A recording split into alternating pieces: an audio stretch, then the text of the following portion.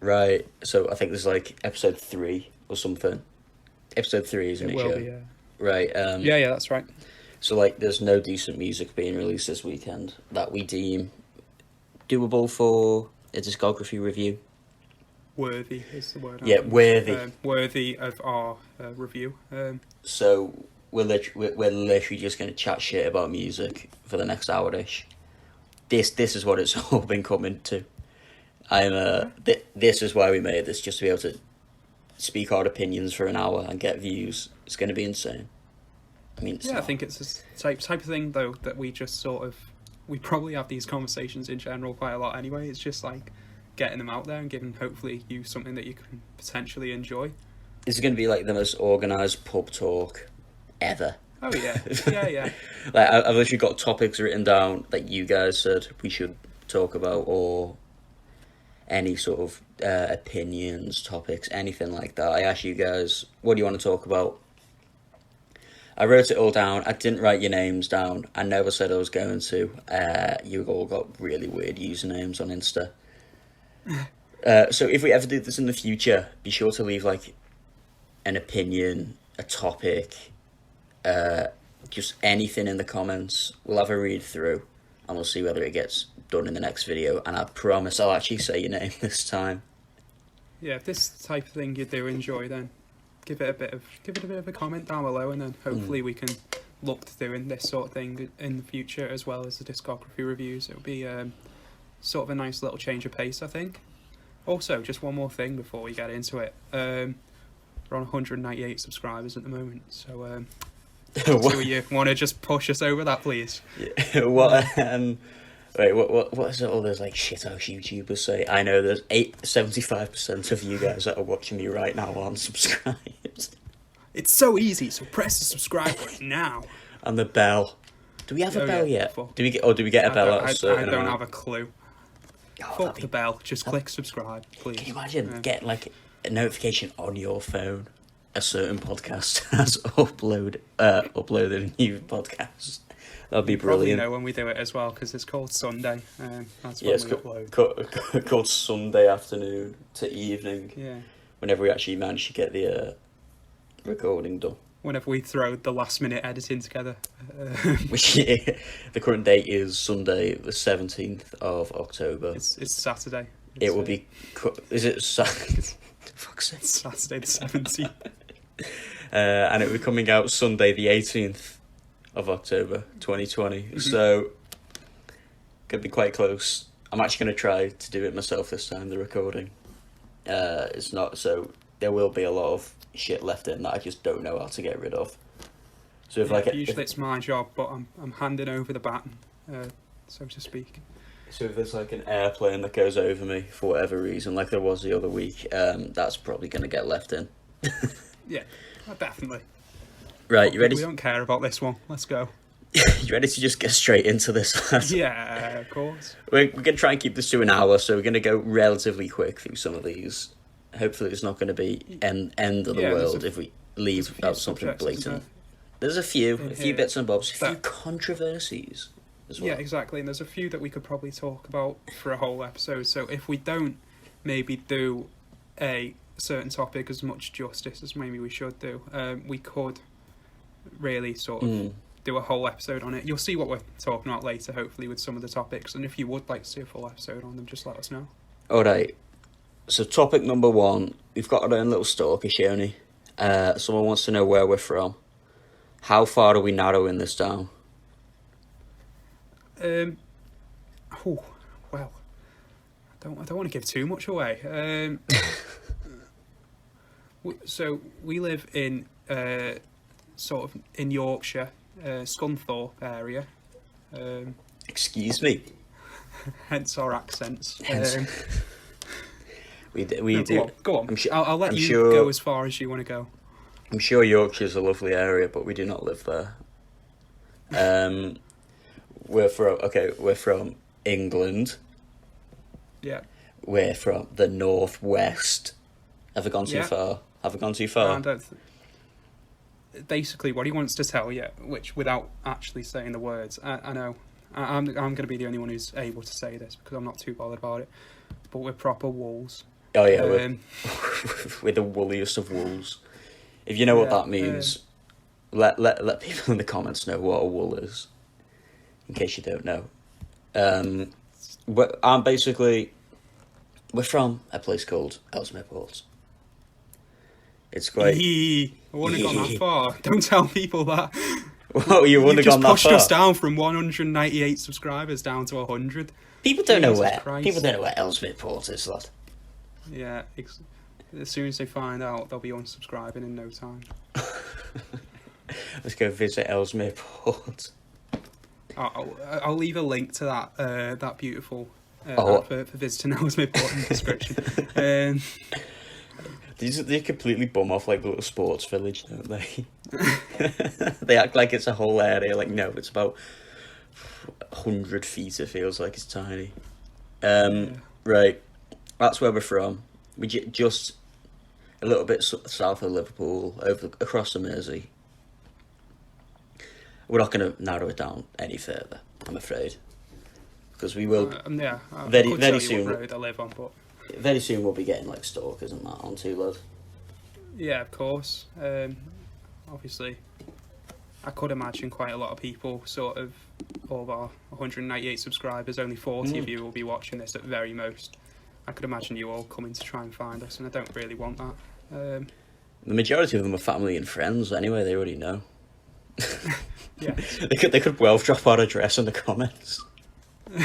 I could be this might be my first thing we got to cut out. All right, so the first topic is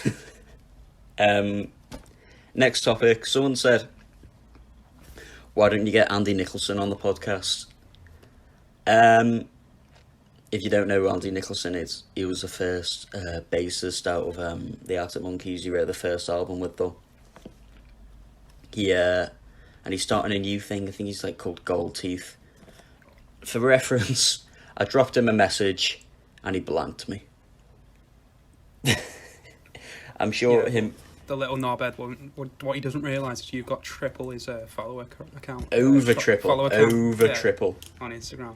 Which is so like if he feels like he doesn't need the exposure, he doesn't need the exposure, but he definitely needs the exposure. Yeah, we would have brought him into the mainstream. We would have as well. I'd have dropped his little ass, but now after we've chatted shit about Andy Nicholson, I think we can confirm he will not be coming on the podcast anytime soon. But if you are listening, Andy, come on, give us a little message. Come on, you want to chat, so let's have a little chat about what you're doing. You're not going to listen, are you, mate? He might. Imagine if he's like a mad fan and he's just been like starstruck. Hard to get. Yeah. Play hard to get. Yeah, so we'd love to get guests on eventually, but I think we can start like around Andy Nicholson kind of level, probably a bit less. I know one of my mates who's releasing shit on Spotify and SoundCloud soon. He wants to come on. We can just talk to him about music and shit whenever we can. Yeah, but I think that's kind of thing. Go on. Go on, lad. I got nothing. Go on. That's what we're aiming for, isn't it? Like in the early stages, we want to talk about the music we listen to. We want to talk about new music. We want to just generally chat shit. Yeah. But we also want to talk to sort of new artists or sort of existing artists who we can just sort of hopefully try and get something different out of them, or maybe even introduce you to some new music, which would be a good aim, I think. Do you reckon anyone's listened to Idols after that podcast, lad? Or do you think do you think the only people that clicked on it were big Idols fans? I don't think anyone clicked on it, and if you did, I feel sorry for you. I can't believe you sat through all that. Yeah, a few people did, you know. Really? Yeah. You little stalker, you've been going through the analytics. I have been going through the analytics. Oh, the little analytics we have, I have been going through them. Right, next. Someone wants to know what our album of the year is, lad. I did tell you that this one was coming up. Did you figure out which one you're going to go for? I've literally been going through all big albums that released this year, and I'm trying to think of what was the best one, and I'm sitting there going, well, no, they're all shite. I don't like Kylie Minogue, it's wank. Just keep on going. But anyway, it had to be in the end. There's only one real option for me, which is quite a shame because I thought, it'd be a nice conversation to have if we could sort of have a few up in the air. But to me, it's just got to be the new abnormal. It is. That's mine as well. Yeah.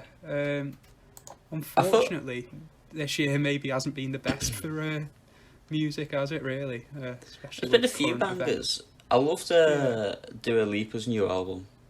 That was brilliant. What else came out? Cortina's album wasn't like terrible, but that's just definitely not the best one.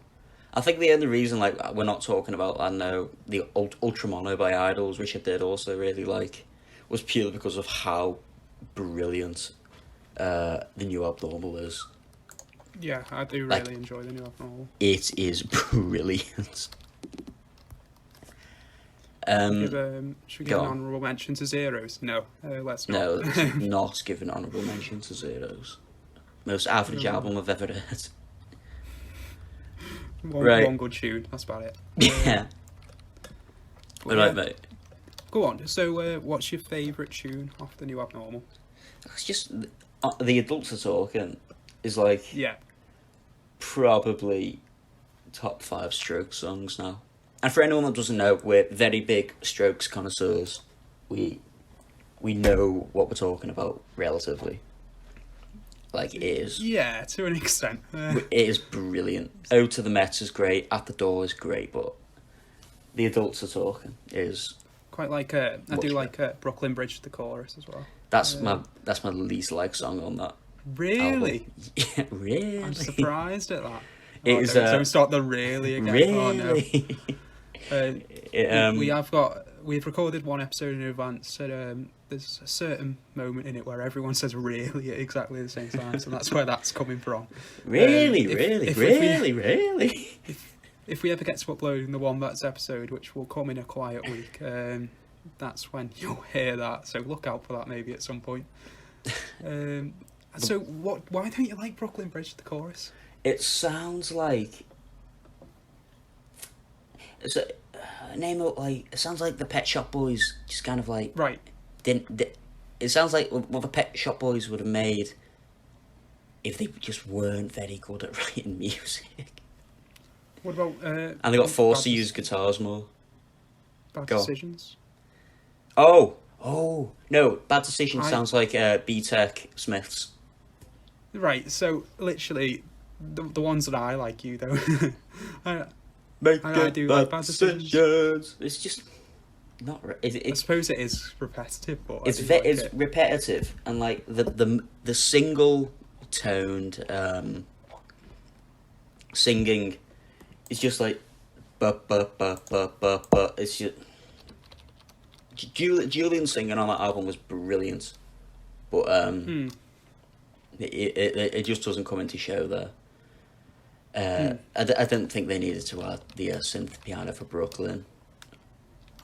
Yeah. It really does sound something like someone that's just listened to Boy Pablo would have wrote for Bad Decisions as well. If you don't know who Boy Pablo is, go check him out. You'll know exactly what I'm talking about.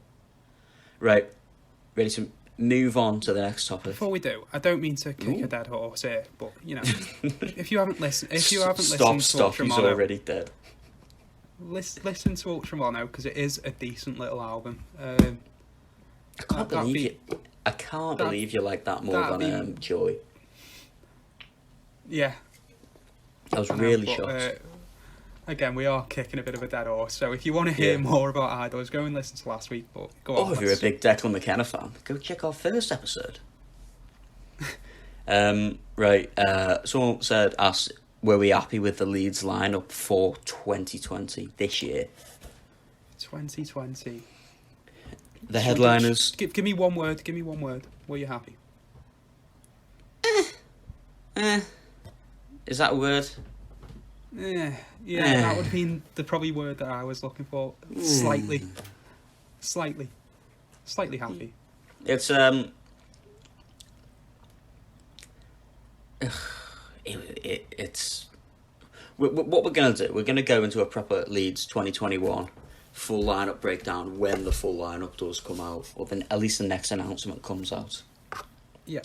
So what we're going to hope for... Sorry, we don't want to go into too much detail about this because a lot of the artists are already on here. But what I can say is Liam Gallagher shouldn't be headlining.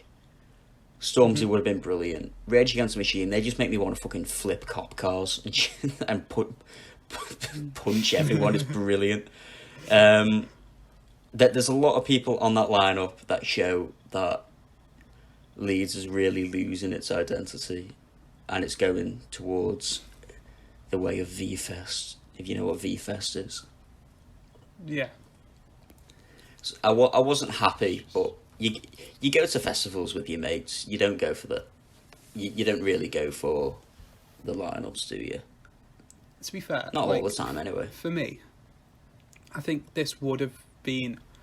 I agree that as far as sort of standards go for lineups, this is shite. But for me, I, to be honest, probably would have quite enjoyed seeing Cortinas because I missed them in the first year I went to Leeds.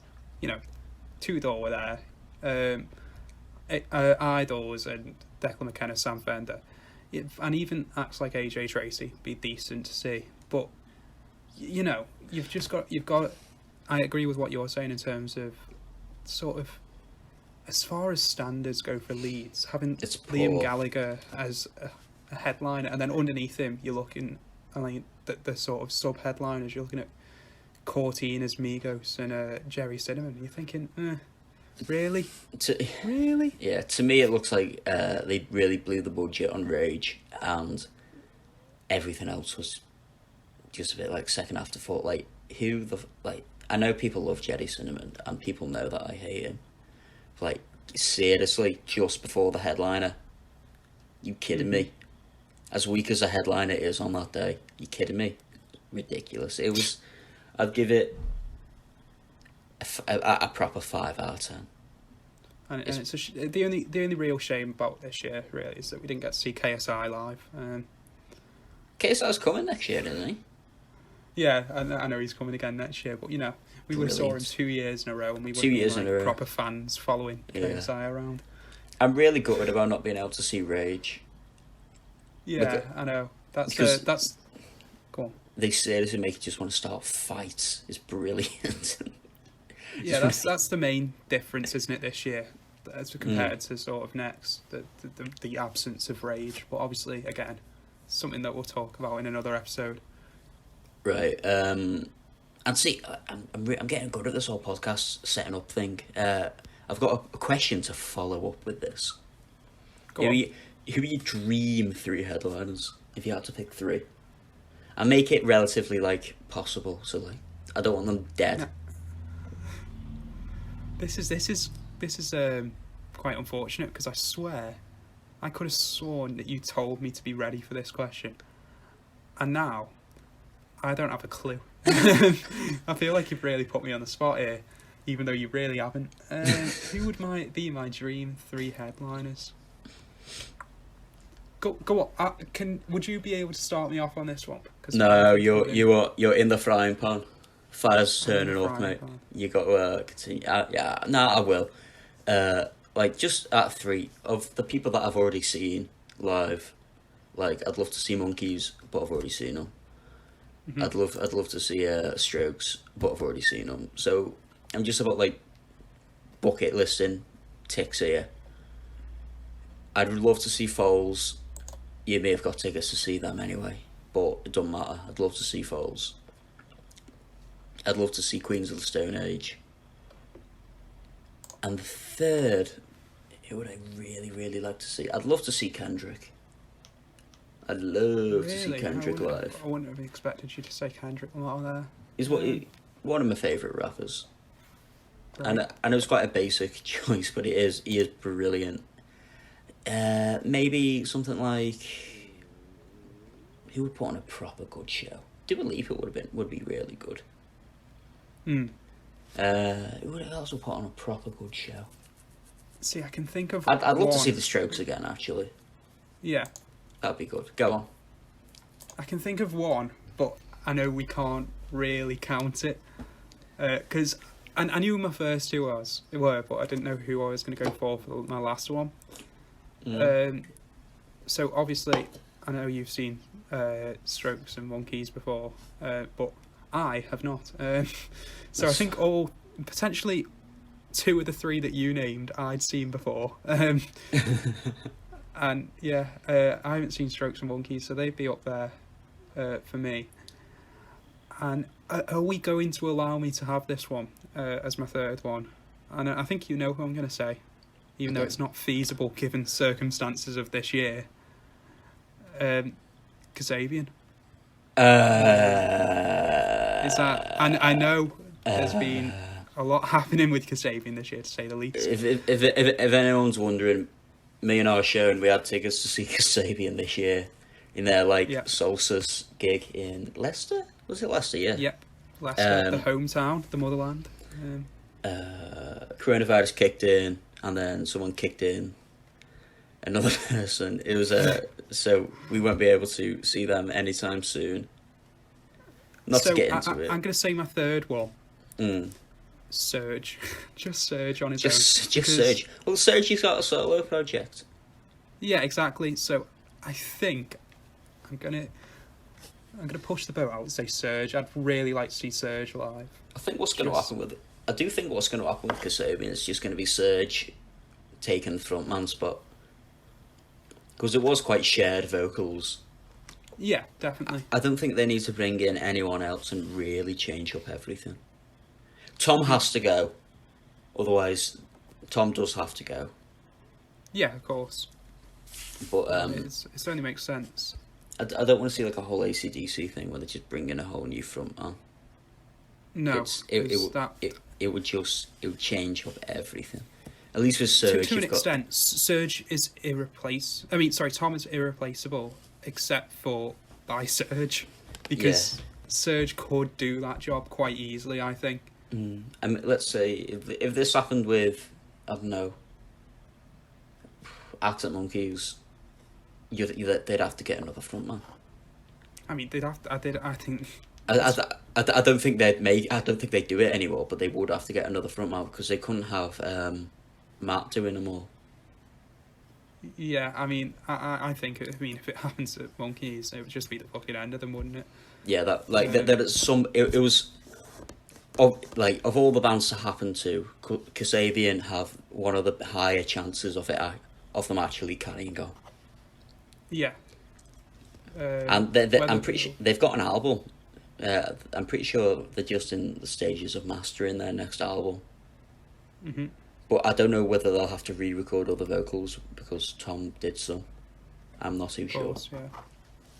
So, if you're going to accept that, that would be my third day headline. I'll allow it. I'd love to see Kasabian, man. I'd fucking love to see Kasabian.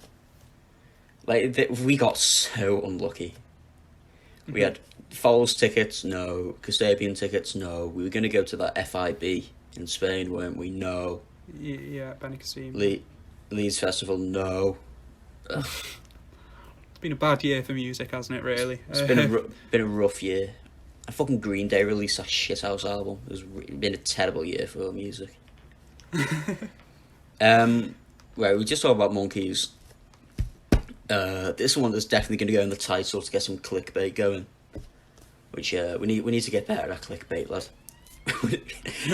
You know, in our thumbnails, we need to just have onto them red circles just everywhere. Oh yeah, big red arrows. Big red arrows, and then maybe, and we'll do something like that. We an oh my god emoji. Yeah. Yeah. Well, we'll put this in the title. There's a new Arctic Monkeys album. Rumours. Now, for those of you that don't know, these rumours are completely that. Matt Helders, Jr., the third, was seen in a studio. He's pictured in the studio, and people think, holy shit, EV's in the studio, the rest of them must be in the studio, they must be recording a new album. Mm-hmm. And I hate to burst everyone's bubble, but Matt said he's going to do some solo recordings before the next Arctic Monkeys album anyway. Yeah. You said this a few months ago. They do.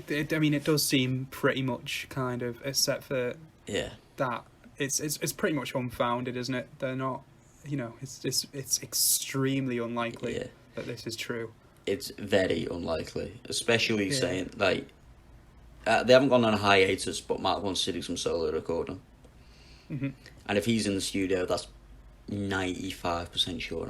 I think that's what he's just doing anyway. Yeah. So I hate to ruin it for everyone, but that is what's happened. Oh, you poor fuckers got led on. Let on.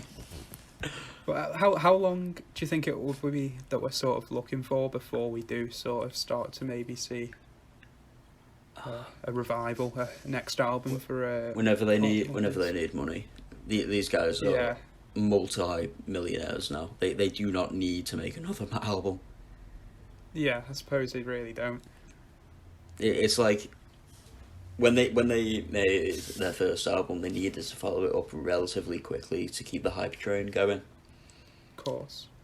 And then they would have released one in 2008, but they went on a hiatus. So because Alex wanted to do The Last Shadow Puppets.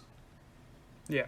So they worked hard for about 4, 5, 6 years. Give them a break, lads. I know they took 5 years out and they released TBHC, but give it another couple of years. I'm predicting 2022. 2048. 2048. You wait forever. The wheelchair tour. Just like the last sort of revival to squeeze anything that they can out of it when they've literally on the bones of their arse in a pension sort of situation. A pension situation probably wasn't the best words to use there. Probably not. I don't know. Next topic. Billie Eilish got pictured in like clothes. And Clothes? Well, No. But literally, and apparently this is like fucking news now. I don't know. We're gonna try and a lot of the topics we're gonna try and keep relatively up to date. I'm sure you can get like a photo of her on the video if you don't know what we're talking about. But she got pictured in like dressed down clothes. People are calling her fat. Like, Yeah, Billie Eilish is fat is not what we're calling the episode. This is unbelievably ridiculous. Just Billie like... Billie Eilish fat ? Call. Yeah, we gotta shut up. Yeah, it's just bang on really. Like, how is this news? There's nothing wrong with a bit of chunk, being a bit funky. I mean, to me, she she doesn't look skinny, but she doesn't look fat, does she? No. I mean, I think if she did, what is your issue with that? I don't know. A lot of what I saw was like people saying, so that's why she wears baggy clothes and all that. And it's like, I mean, just grow the fuck up. You cares, man. Oh, you trolls out there, you fuckers. How old is she now? Like 18? Is she still 18? Oh, she's you know what? Let's pull that up. Yeah, it doesn't matter. 18 or 19, it's fucking disgusting. Like, grow up. Yeah, 18. So she's 19 at the end of this year. It's a load of shite. They really shouldn't. You know, she's literally such like a young adult. Like, she's so successful in her own right. Just leave her alone. Just leave her alone. You know what I mean? Like, Sorry, I was drinking. Oh, okay. Am I showing you? I might take a sip myself. Oh, that means I got to talk. Right, yeah, just bang on. Next topic. So, a lot of these have been collected from a few weeks of asking you guys what should we talk about for these kind of episodes. How long are we on now? Oh, half an hour. Beautiful. Right. Not too bad. Go on. I could talk. This could be a wild one. Spotify has improved the industry, the music industry. Someone actually said that. And the more I look into it, the more I agree to an extent. So, go on. Let's have that clarified. Or Right. what do you mean by to an extent? Because So- I agree with it, but Oh. I want to hear. Back in the I want day, to hear. you could I don't know, fucking Metallica, when they were humongous, they were making millions and millions and millions and millions on record sales. Yeah, And everyone knew who Metallica were, of course. just by word of mouth, just by radio play, everything like that. From the vinyls, from the CDs, everybody knew who Metallica were. If you were a dead small band back then, it is a hell of a lot harder to get your music out there without the internet. Yeah, of course, and it would be difficult to get like recognition because it's not accessible. People are like going into shops to like, and it's just like by chance that they stumble on your CD, find yours, and like end up enjoying it. That's your only hope of sort of getting any success, unless obviously you know obviously bands are touring and stuff like that. But it's almost a game of luck, isn't it? It's a hell of a lot more of a game of luck back then than it is now. Yeah, because to an extent today, you do sort of see that bands can get recognition because people enjoy them. Like, you could stumble across an artist on Spotify who's in your recommended artist that you've never heard of before, and if you enjoy them, that's it. Then you found them and you listen to more of their music. You don't have to go back to the shop and find more of the CDs, which they might not have in there because it's a tiny band that you've never heard of. I'm much more likely to discover smaller bands that I otherwise wouldn't have found or on Spotify than I am in a record store or a CD In store. HMV. Or HMV. Oh my god, is that still a thing? I can't. I think there are. I think there are a few stores still going because I see people doing like acoustic live shows when they do their album launch. Apparently, HMV is still open. Holy shit! Apparently, there's one in a fairly local area to us as well. I think I did. There's one in bloody. There's one in bloody Liverpool one. Oh, is there? it? There is. I bought. Is it still open? I bought a Catfish vinyl from there. Fucking hell. Yeah, but I think it's the Indie Kid vinyl revitalisation that is keeping HMV going. Because from what I remember, everything's that's on the vinyl. thing. So you know, you're buying all these vinyls, you're indie and you're cool, but where'd you find out about these bands? Exactly. Through your mates on Spotify, probably. Mm-hmm. It's so, but the other thing is, yeah, that's great for discovering small bands, but what about them trying to make it as a fucking, what do you call it? Money. Make a career out of it. Right, I can. So this is the other side of the. If you were to get coin. 10, let's talk about, say 100,000 listeners, weekly listeners. I know that's how they judge it on Spotify. You used to get 100,000 weekly listeners on back in the day. You would be making bank. Oh yeah, think about it. People are paying what, £8, £10 for a CD or whatever it was. Maybe not back then. Okay, so maybe it's more like £4, £5. It's all within reason. So yeah, let's say £8 for the CD. If you want to get a brand new vinyl, it's going to cost you £20, upwards of £20. Yeah, you're making bank. If you're getting 100,000 listeners on Spotify, you're barely making minimum wage. Is that true? Have you done the research into this, or have you? I'm pretty sure you have to be well over 100,000 to make minimum wage. And that's God. And then it's just over and then you got to split that between your band. Yeah, of course. So I never realised sort of the extent of that, because that is quite bad. It's a lot. That's why a lot of our artists are touring more. It's why they really push their CDs and vinyls, where some people are only releasing music via CDs and stuff. because although they do make money, all their bigger fans who would otherwise just listen to it on CD or on Spotify are gonna have to go out and get it. I think JME did that the other month, and I don't know whether it worked out for him, but that was a brilliant album. It was really, really good. Did Childish Gambino do it? No, I don't know. I don't think he did.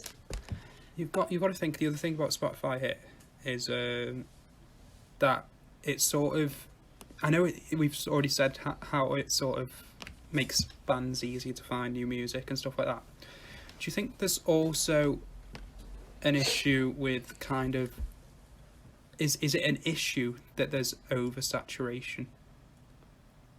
What, with how much music you can find? Yeah. I don't think so. Is that not an issue? No. I mean, I personally don't see it as an issue. I'm just trying to see if there's any more kind of other side of the coin that you can look at. Because I'm a bit weird. I have one massive fuck off playlist, Filthy Indie Bastard Man Music, if you're wondering. It's got like 1,500 songs, and I just put that on whenever I'm listening to Spotify. I don't always go out and look for new music. I know what I like now, and if a new album comes out or a new style comes out, I'll go listen to that. You get Spotify push like the recommended. Whenever you finish an album, it'll come up, oh, these guys sound like this. Or if you ever go on a band's homepage on Spotify, they'll go, fans also like, and then loads of different bands. It's not like they're completely stopping people finding these smaller bands. But they do get paid pittance. You have to be big if you want to make it purely from listens on Spotify. So I think what we think about this really is that, it makes it good to find new bands, but for those bands to actually be successful and able to sort of monetize the fame that they've found through Spotify can make it a bit more difficult unless they become, especially in the terms of indie bands, one of Radio 1's Wonder Kids, where Radio 1 every year pick 10 bands to just market the shit out of. Catfish won that. Who else won that? Easy Life. Easy Life is shite, lad. I don't know whether if you go back through the years, you'll find so many shite bands. You thought, bloody hell, they had a few good songs, and that was on Radio 1 all year. Why was this on Radio 1? That just fall into obscurity. It's hard to get big regardless. It was a hell of a lot harder back in the day. It's easier now because of the internet and self-marketing. If I started a band now, I'd whack that on the meme page and I'd get like a hell of a lot more listens than any of my other mates in bands. Purely because of the internet. Not because the music would be good, which it wouldn't be. Especially with your bass playing. Lad, I am the best bass player I know. Oh, here we go again, Mr. No Rhythm. Genuinely, someone challenge me to a bass off. I will make you cry to your mum. It'll be hilarious. This man can't even tap to a 4/4 time signature. I'm telling you, he doesn't have a clue what he's talking about. 4/4's rough, mate. Right. So that's our 2 cents on Spotify. If you're wondering, we're obviously in agreement. They're getting underpaid. But if you're just starting out, Spotify is a godsend. The internet's a godsend. Right, next one. Before we do, I just got something quickly to pipe in. I claimed that Mr. Indie Memes, or Stanley, couldn't keep tempo. But to be fair to him, I believe this is one of the few men that I've ever met who can. He introduced me to a challenge where he taps along to the Pyramid song. Of those of you that are onto, go listen to Pyramid Song by Radiohead before you continue. Yeah, and see if you can tap along to that song, because that is the most painful thing I've ever tried to do. I think the beat is 3-3-4-3-3. Yeah, that's the one. No, because that's why it's called Pyramid Song. Yeah. But 'Cause- it's very difficult. So if you can do that, maybe then challenge him to a bass off. I'm not saying I play bass to a pyramid song. It's a very piano ballad driven song. Yeah, of course. Right, next one. Now this one, I think it was targeted at when I was talking about the Smiths. Someone said this to me. I think I posted a Morrissey meme and someone got angry. You can't separate the man from the music, because the music is a product of the man's personality. And this put my head into a spin. This one, like, I've got a worse one later that probably makes you think. Well, no, it doesn't. But like, it can be hard to keep up. It's I think this is just talking about, does Morrissey being racist put you off the Smiths? Does Michael Jackson being a paedophile put you off his music? No, in my opinion. But like when I'm listening to the Smiths, I don't think about, Morrissey's a bit of a monster, isn't he? Yeah, I just vibe with the music. I think it's a prevalent topic at the moment, isn't it, as well, with people sort of like being cancelled because of their sort of opinions. Can you still enjoy their sort of content that they put out there? Okay, it's a difficult one, isn't it? No, go on. You don't think it is? Blatantly, if you don't listen to the Smiths because you think Morrissey's a bad person, you're missing out on great music for just political belief. Don't let it get into your head. You're thinking too deep. This might be because like I just like music, and for the the average music enjoyer, it might be different. Like my mum hates Radiohead because she thinks Tom York is just constantly depressed, and she's like, "Oh, I hate all the songs that are so depressing." I'm like, "Yeah, some are, definitely some are, but like not all of them." Yeah. And she's missing out on great music because of what isn't an incorrect belief, but for a silly reason, in my opinion. Yes, Morrissey's a monster. Yes, Michael Jackson. Do we say alleged paedophile, or have we all grown up enough to just like, yeah, he's a paedophile? We'll say alleged just in case. Okay, so Michael Jackson, the paedophile, like, he is you're missing out on great tunes. Just don't let it get to your head. You're thinking too deep. What are your thoughts? So, I'm just gonna devil's advocate here. Why don't we watch Jim Will Fix It on telly? What? Because it's not on anymore. Yeah, but why don't they put it on? He's dead. Like replays of it? Because he's dead. Michael Jackson's dead. Because he's a paedophile, and it's quite clear in most of the episodes he is undressing everyone with his eyes. I know it's probably... I'm trying to think of a good example here, but... Jim Will Fix It is basically DIY SOS, but like for life. DIY SOS, but or life. Onto Antidex Saturday Night Takeaway, where they just change the lives of people. It's just that, but with a little bit more seediness. Yeah. If you don't, being seedy is just like being a little bit sexually odd around people. For those of you that don't know, being a bit odd. Yeah. Yeah, they basically remade it. Jim Will Fix It just without the pedo this time. But if you were to rip off the Smiths, it'd be quite clear you're ripping off the Smiths. But this time it's without racism. It doesn't matter. Go on. No, but I sometimes listen to Michael Jackson, and I'm thinking, fucking hell, this man's horrendous. He's looking at the man in the mirror. He's asking him to change his ways. Well, hold on. Why don't you change your ways? You know, like. I just sort of like some things that he says, like, even though they weren't intended in that way, it just kind of gets to me. And like, if you want to be my baby, it don't matter if you're black or white. Maybe he was on about fucking real babies. Yeah. So, like, Okay. So if you really can't see past that one lyric, go listen to the other songs yeah, that are not so it's problematic. yeah, Sure, there are problematic lyrics here and there. There are loads more I can't really think of right now.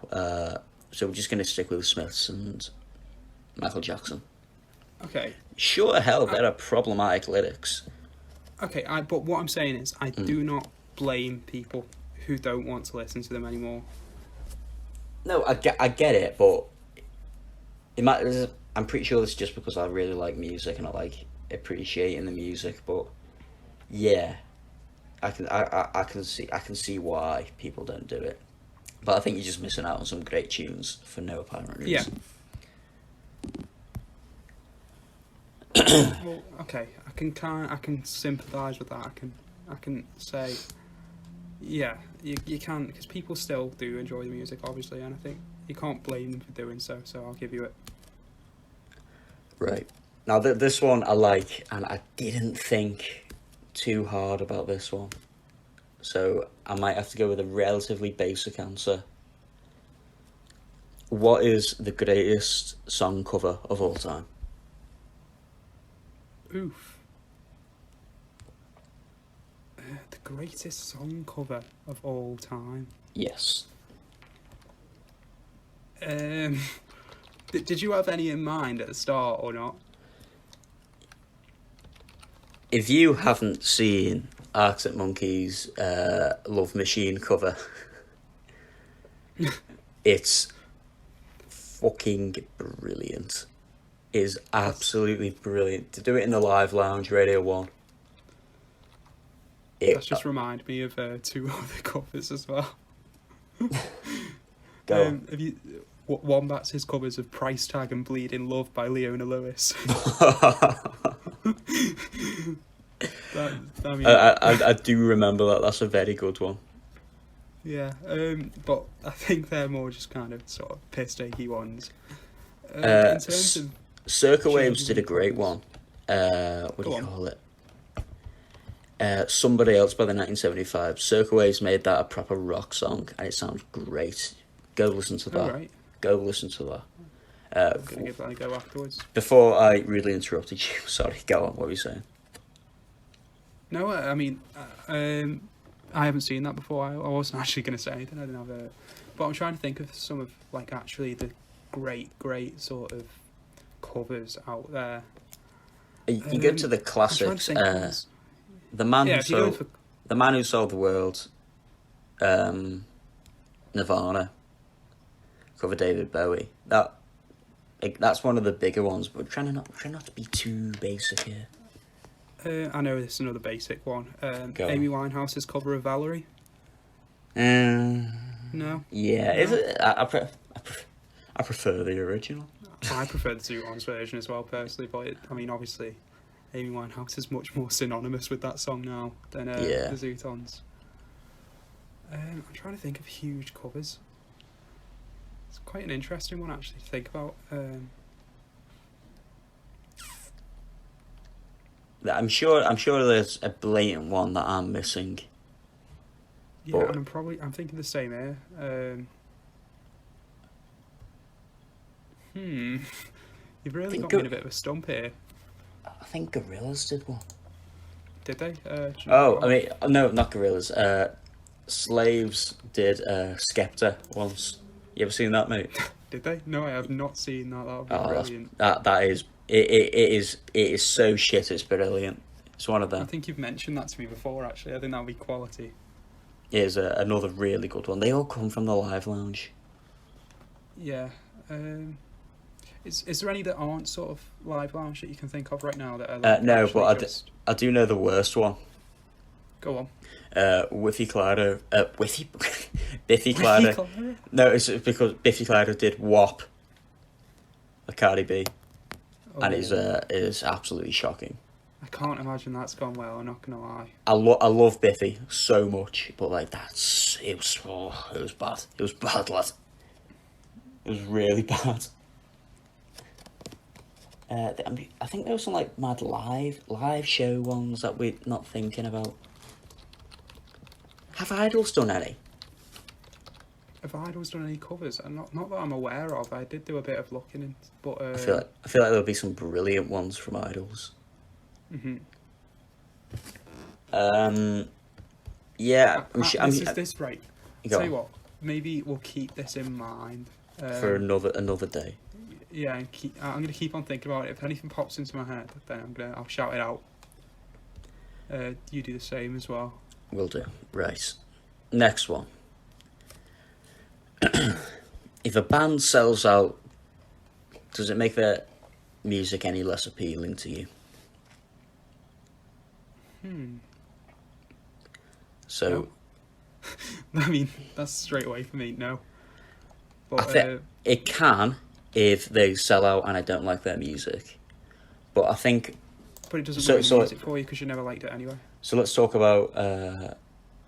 For an example of that is like Catfish. Love the first album, and then because it worked for them, they made 2 of the exact same albums post that, and it did. It did make me like them a little bit less. Like, oh shit, they're not doing anything interesting, but it doesn't make me not like their music.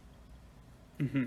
It's still there. So you're saying sell out in the way of. But I'm talking about like a band that I love. Yeah, that's great, and then all of a sudden I hear all their songs on the radio. I heard all their songs at half time, at the football match, and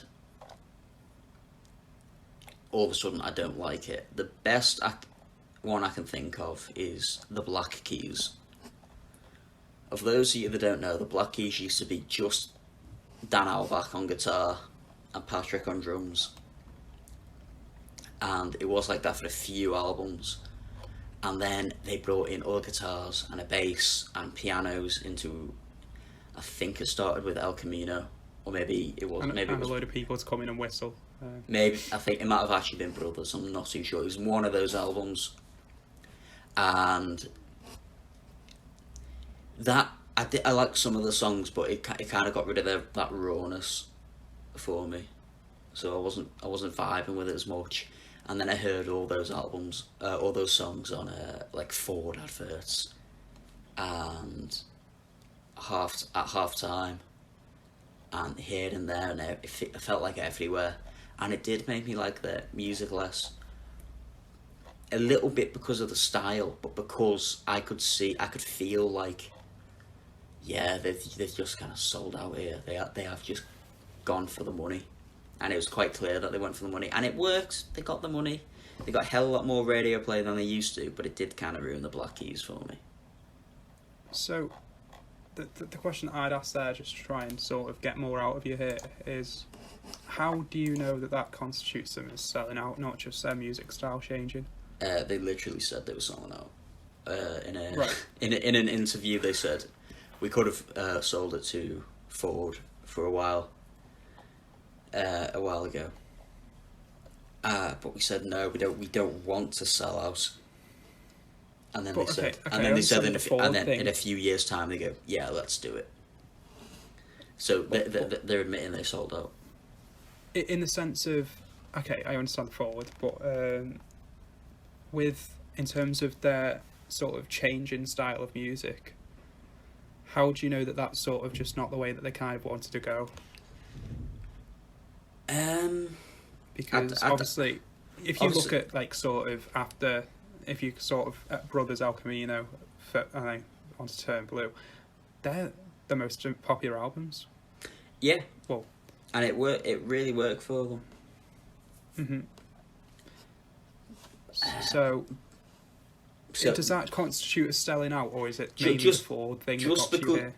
I don't want to get it twisted. Just because they got big doesn't mean they sold out. Yeah. It's the way they did it. The fact that what's that song? It's not Howling for You. It was on El Camino. Lonely Boy. No. Yeah, it might have been Lonely Boy that was on the Ford advert.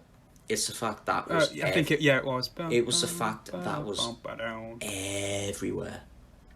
Yeah. And it was the fact that they changed up their style To suit the mainstream. to suit the mainstream, which it did. They changed up their style. It suited the mainstream. They sold it to adverts. They sold it to, air quotes, the man. All the signs point towards that they sold out.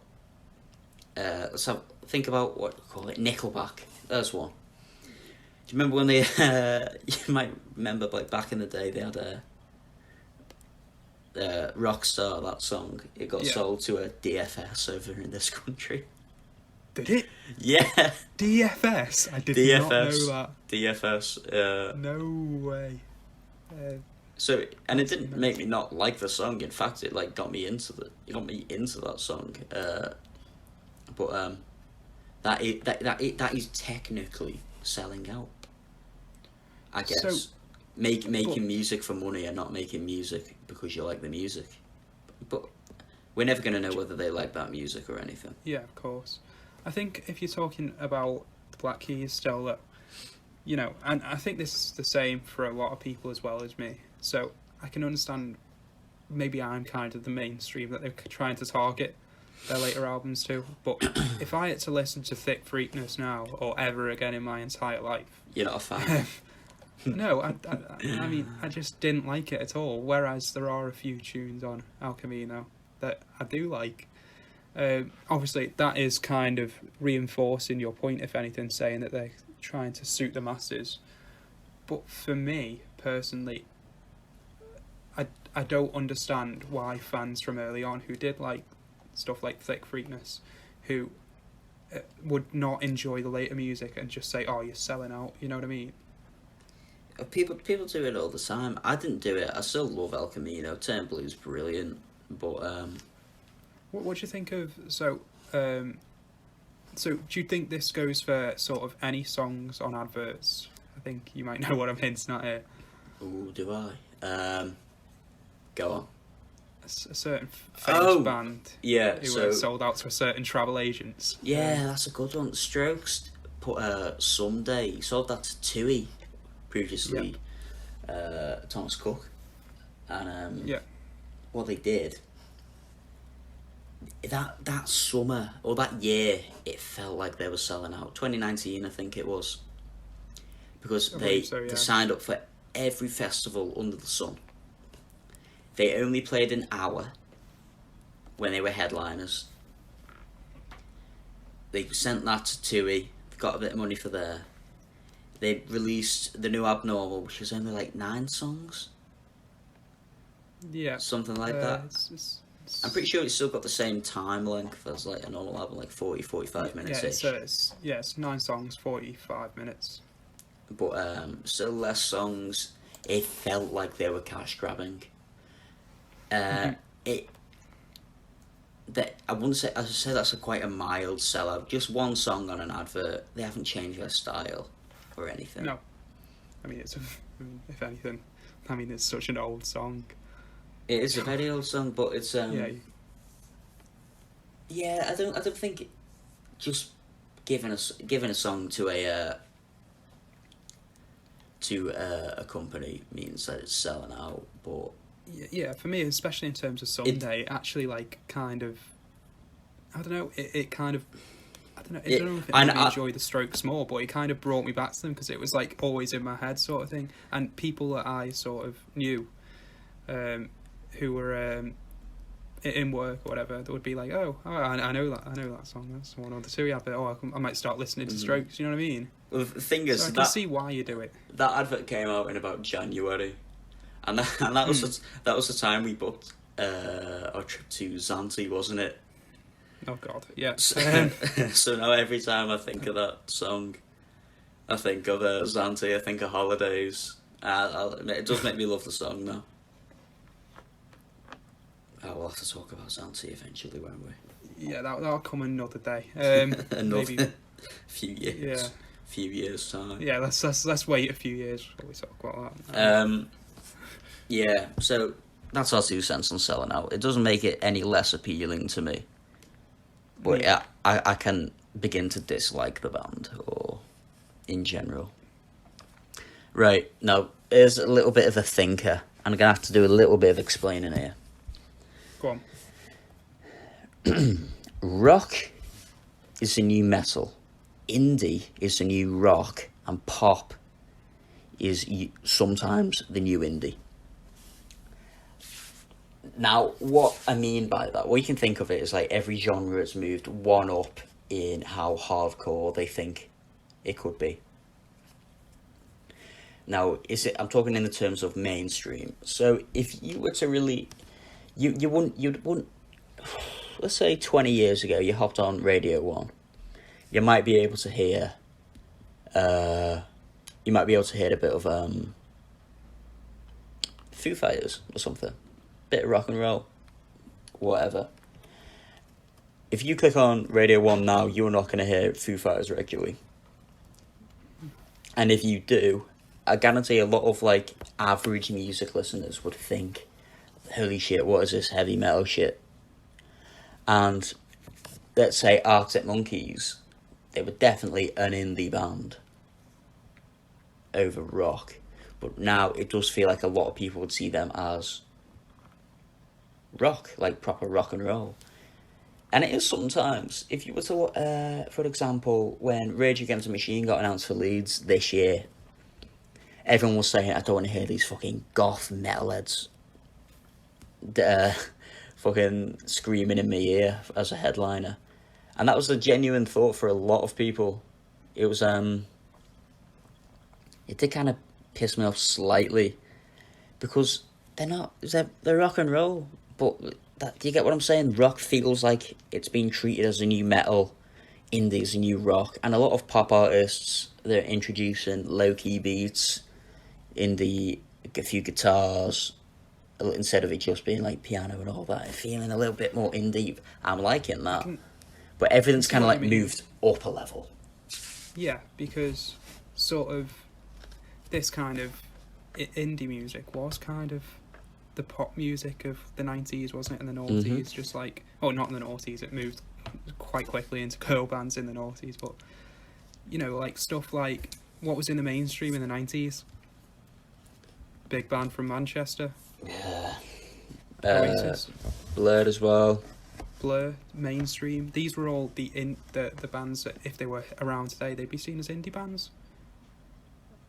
But these were all in the mainstream in the 90s, and I can kind of sort of get with the idea and get on board with it that this is kind of like the new normal. Indie has moved to another level where it's not as often on the radio, but it's sometimes on the radio, just as rock would have been in the noughties, sort of early noughties. And then, yeah, sort of, I mean, where's metal nowadays then? Is that just not even, is it a non-starter really? It does get played a lot. Oh, no, not a lot. It does get played a little bit. The likes of Bring Me the Horizon, for example. They're on Radio 1 all the time. Especially when their new album came out, and I can't remember the name of it, I'm afraid. But when they come on, it's quite clear that's metal, and I wouldn't know what the average music listener would think of that song, because it is screaming and that, and that's just like quite light metal. A lot of Bring Me stuff. I'm not a Bring Me fan at all. Don't quote me on that.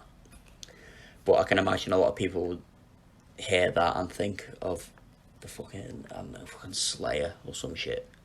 Like, it'd be the equivalent of how heavy that can be. It just feels like everything's going a bit. Everything's moved up one step in hardcore, if you know what I mean. Yeah, I can sort of, yeah, I'm with that idea. I think that's, whoever said that to you was pretty bang on. I think it was a DM actually. I don't think they managed to put it in my story thing because it was too fucking long as an explanation. But I did like it. Go on, what's coming up next? I think we're over an hour now, aren't we? Yeah, I had one, and it was talking about the male-dominated indie genre or rock genre. Now that's one that can surely that's so a whole podcast on that's its an own. episode in itself. I think we can probably combine that with the Leeds Festival lineup, because a lot of people were fuming at that. Yeah, we'll probably able to do that. So, fucking shit talkers extraordinaire, me and Sean. I think we did alright there. It wasn't end of the world. Pure, and it was completely down to there was no decent music being released this week. Next week, hopefully Gorillaz. That's gonna be a long one, mate. Yeah, I think we're going for a slight little bit of a change of format in terms of the discography review, aren't we, for Gorillaz? A lot of people, like, it was about, I had a poll, 57% of people wanted it 2 hours, and you don't go for every song, and you just pick out bits and pieces here and there. So is all right. The main focus of the Gorillaz review will be on the new album, won't it? Yeah, we can do that track by track, I guess. But it is just too long, and it would be 4 hours long, and I'm sure some people would listen to the whole thing and like it that we did song by song on every album, but there are a fuck ton of albums. I don't know whether me and Sharon can do it. I don't think I've got the ability to be able to push through and remember half of the songs. Like, Sharon's actually got fucking, like, work. He actually works. It's weird. So he's got, like, a job and shit that he has to do. I think it makes sense if we try and keep it a bit quicker. Anyway. I think that's more or less it. Probably Nothing But Thieves after that. I know Gorillaz and Nothing But Thieves are releasing on the same date. Yeah. So we'll do Nothing But Thieves after. I'm excited about that. I do like Nothing But Thieves. I've not really listened to too much of Gorillaz, but I know how much I loved. I never really used to vibe with them. So hopefully it'll be alright. Yeah, I think it will be. Alright, so... And then we're not far off the Christmas special after that. The Christmas special is coming. I can't wait for it, lad. Still don't know what we're doing. Anyone got any ideas what we should do for the Christmas special? Let us know. Because we are stumped. And last thing, get us to 200 subscribers. Yeah, someone fucking subscribe. Like, yeah, be nice, be kind. You know, I just realised I haven't subscribed yet, so that have you just not? one of you now. No. Oh god.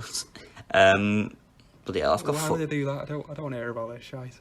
I've got foot champs to play now, me. Yeah, me too. Heavy weekend this one. You played any games yet?